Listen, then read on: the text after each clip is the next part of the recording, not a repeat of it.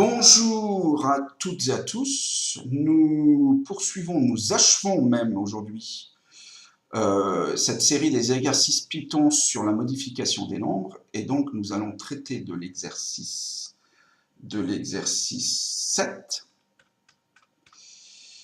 Le contexte général, je vous le rappelle, Tom a acheté un terrain de 413 mètres carrés au prix de 150 000 € et l'exercice 7 je vous demande d'écrire un programme qui invite l'utilisateur à afficher le prix du terrain au mètre carré, comme dans l'exercice 6, sauf que cette fois-ci, c'est entre parenthèses, mais c'est important, à cet utilisateur, on lui impose d'écrire une valeur entière. Il n'a pas le droit de donner un prix au centime près. C'est à l'euro près. Et donc, le programme calculera le nouveau prix du terrain. On reprend, parce que là, on ne va pas avoir beaucoup de modifications, on reprend le code précédent. Et donc là, il va falloir, au moment de la saisie de l'utilisateur, il va falloir vérifier si le nombre saisi est entier ou pas. Et donc, on va démarrer de la même manière, mais tant que notre utilisateur n'aura pas indiqué un prix entier, on lui demandera de ressaisir un prix. Donc en fait, là, on va utiliser une boucle while, et je vais vérifier, puisque c'est un float, je l'ai converti en float ici, je vais donc pouvoir utiliser la méthode isInteger, puisqu'elle elle fait partie de la classe float. Je ne vais pas me gêner. Donc, je vérifie.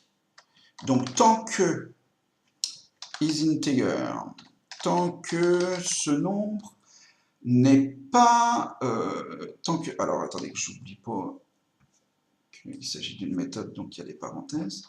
Tant que cette méthode fournit un résultat... Alors, c'est un attribut, pardon. Je fourche systématiquement. isInteger, c'est un attribut de la classe float. Tant que cet attribut a la valeur false, alors attention, mettez bien une majuscule à false, Python impose qu'il y ait une majuscule à false et true pour les booléens.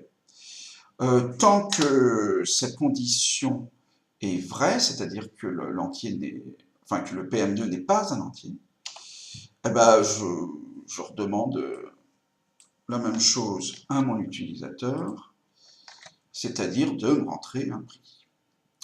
Alors on va voir si ça fonctionne.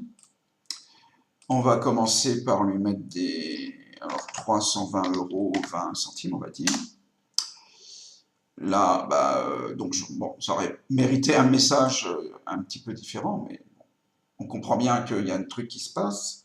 Si je mets 451,80 centimes, et ça va pas, visiblement ça va pas. Si je mets 372 €, cette fois-ci, il accepte. Il me cesse de me proposer de rentrer une valeur. Alors, je vais quand même aller jusqu'au bout. Alors là, 372 €, ça doit faire un petit peu plus de 153 223.